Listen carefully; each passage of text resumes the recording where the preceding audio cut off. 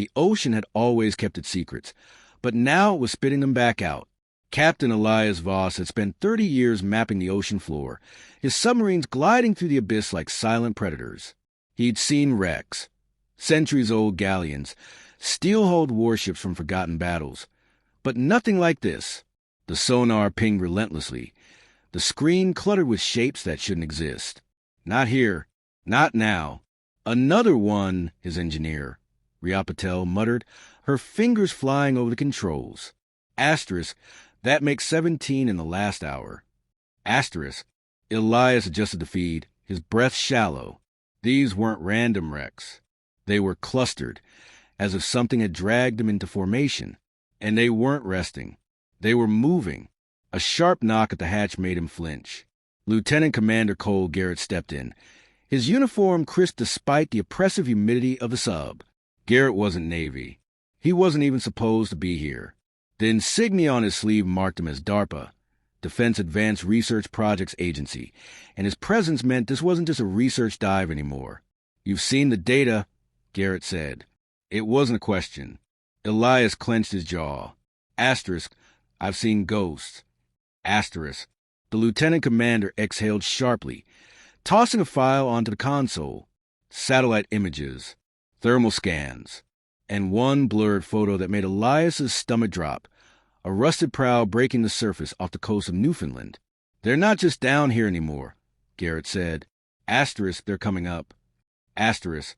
Ria leaned in, her dark eyes scanning the images. Asterisk, "That's impossible. Metal fatigue alone would." Asterisk. "Tell that to the USS Eldridge," Garrett interrupted. The name hung in the air like a curse. The Eldridge was a myth, a World War II destroyer, supposedly lost in some botched invisibility experiment. But the wreck in the photo matched its dimensions perfectly. Elias rubbed his temples. Asterisk, "What the hell is happening?" Asterisk. Garrett's smile was thin. Asterisk, "The ocean's giving back what we left in it, and I don't think it's doing us any favors." Asterisk. Outside, the sonar pinged again. Something massive was rising. Word count, 1,500. This section introduces Elias, experienced but wary, Ria, sharp and technical, and Garrett, mysterious, authoritative. Establishes the central conflict, warships resurfacing, without over-explaining. Ends on a cliffhanger, something massive rising, to push the reader forward. Uses tight, purposeful prose. No filler. Every line serves character or plot. Let me know if you'd like any adjustments. The sub's interior lights flickered as the sonar's shrill alarm cut through the silence. Elias's fingers tightened around the edge of the console, his knuckles blanching. The blip on the screen wasn't just large. It was ascending, rising toward them with terrifying speed. "Evasive maneuvers," he barked. But Ria was already wrenching the controls, sending the sub into a sharp dive. The hull groaned in protest. The pressure gauges spiking as they plunged deeper. Behind them, Garrett braced himself against the bulkhead, his face unreadable. Asterisk, "What the hell is that?" Asterisk, Ria's voice was steady, but Elias caught the tremor beneath it.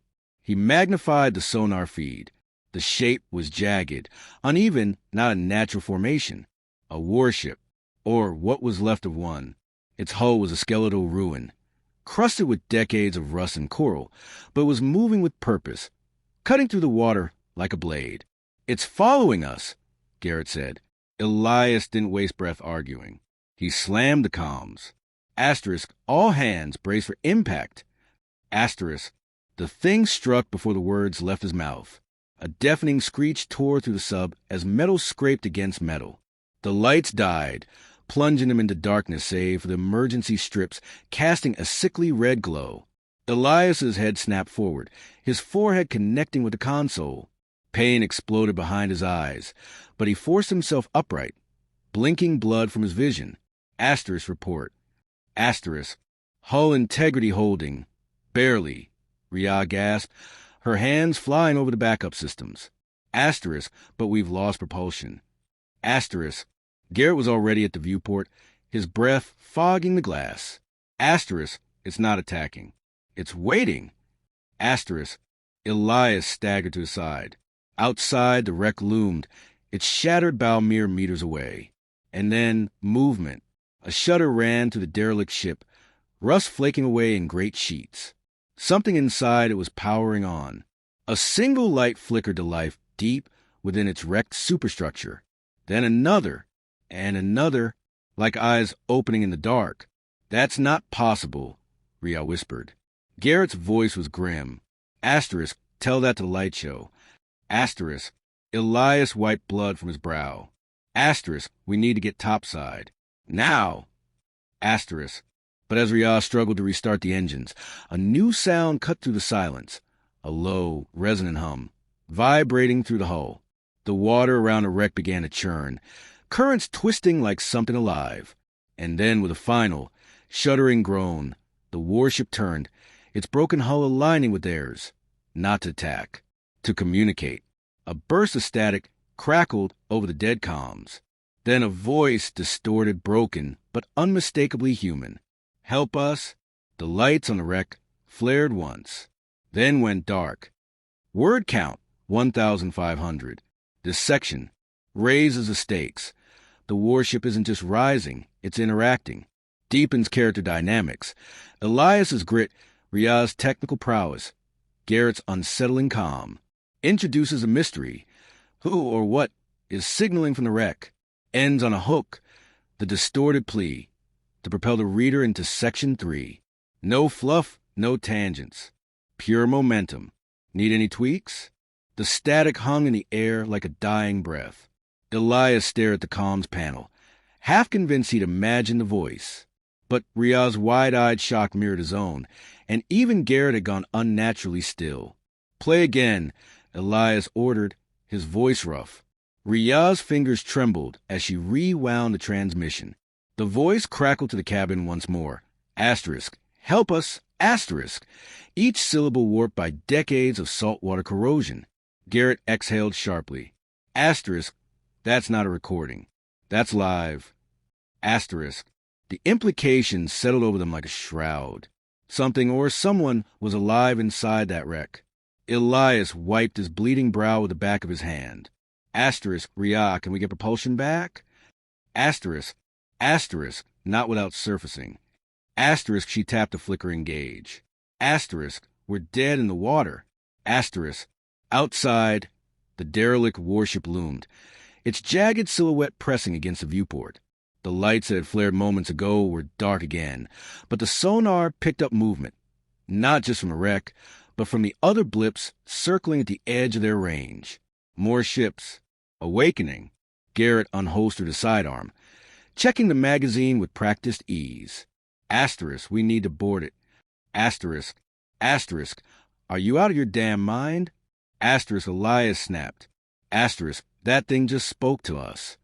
Asterisk, Garrett's gaze was flint. Asterisk, you want answers? They're not in this tin can. Asterisk, a metallic groan shuddered the sub as the wreck shifted, its hull scraping against theirs. The sound set Elias's teeth on edge. Every instinct screamed at him to flee, but the engines were dead. They had no choice. Asterisk, fine. Asterisk, he grabbed a flare gun from the emergency locker. Asterisk, but we go fast. In and out. Asterisk, Ria hesitated. Asterisk, was it a trap? Asterisk, Garrett chambered around. Asterisk, then we'll be the first to know. Asterisk, the airlock hissed open, releasing a rush of freezing water that soaked Elias to the knees. The wreck's hull yawned before them, a jagged maw of twisted metal, its edges lined with barnacles that gleamed like teeth in the sub's exterior lights. Garrett went first, his boots magnetizing to the wreck's hull with a dull clank. Elias followed, the flare gun heavy in his grip. Ria brought up the rear, a handheld scanner clutched tight. The interior was worse. Corridors stretched into darkness, the walls pockmarked with rust and the skeletal remains of long-dead crew. The air reeked of brine and something fouler, oil maybe or decay. This ship went down in 43, Ria whispered, scanning a faded manifest. Asterisk, no survivors. Asterisk, tell that to our welcoming committee, Garrett muttered. A flicker of movement ahead. Elias raised a flare gun, his pulse hammering. The light caught a figure, or what was left of one. It stood at the end of the corridor, its uniform tattered, its skin bleached white by decades underwater. But its eyes were glowing. "You came." It rasped, its voice the same static horror from the transmission. Then the ship screamed, not with sound, but with vibration, a shudder that knocked Elias to his knees. The walls trembled, rust raining from the ceiling as the corridor ahead split open, revealing a yawning chasm. And in the depths below, something stirred. Garrett grabbed Elias's arm, hauling him upright. Asterisk run. Asterisk. Behind them, the thing that had once been a sailor smiled. Asterisk too late. Asterisk. Word count 1,500. This section. Ratchets up tension. Boarding the wreck makes the threat real. Reveals the horror. The crew isn't just dead, they're changed. Deepens mystery. What's in the chasm? Why they help us? Ends on a sprint, literally, to force the reader into Section 4. No wasted lines. No detours. Just relentless forward motion, just as needed. Elias didn't remember running. Only the pounding of his boots against corroded metal, the sickening lurch of the deck tilting beneath him. The thing that had once been human didn't follow. It simply watched, those glowing eyes burning holes in his back as he fled. Garrett reached the airlock first, slamming his palm against a release. Nothing happened. Asterisk seals jammed. Asterisk Riaz's scanner flashed red as she skidded to a stop beside him. Asterisk the whole ship's powering up. It's locking us in. Asterisk behind them. The corridor groaned, the walls buckling inward as if the wreck were taking a breath. Then the screaming started, not from the thing they'd seen, but from below, that yawning chasm they'd glimpsed. A chorus of voices, distorted and wet, rising through the ship's bones. Elias rammed his shoulder against the airlock door. On 3. The impact sent white-hot pain through his arm, but the hatch gave an inch. Garrett joined him, his teeth bared with effort. With a final heave, the seal broke, spraying them with stale metallic air as they tumbled back into their sub. Riaz hit the emergency close. The outer hatch slammed shut just as something heavy thudded against it. Asterisk, go, go, go. Asterisk Elias lunged for controls, bypassing dead systems with brutal efficiency. The engines coughed, then roared to life. The sub lurched forward, tearing free of the wreck with a shriek of protesting metal. Garrett pressed against the viewport as they accelerated, his reflection ghostly in the glass. Asterisk, it's not chasing us. Asterisk, Elias didn't relax. Couldn't. The sonar was still screaming, the screen a storm of blips as more wrecks stirred around them. But the one they boarded, the one that had spoken, was just watching. Riaz's voice was hollow. Asterisk, it let us go. Asterisk, a new alert blared. Elias's stomach dropped as he read the display. Asterisk, we got incoming surface ships. Military. Asterisk, Garrett's jaw tightened. Asterisk, they know. Asterisk, above them. The dark water brightened, shafts of artificial light spearing down as sonar pings rattled the hull. They were being painted, targeted. Elias wrenched the sub into a dive, plunging them back into the black. Asterisk, options? Asterisk, there's a trench half a click east, Riaz said.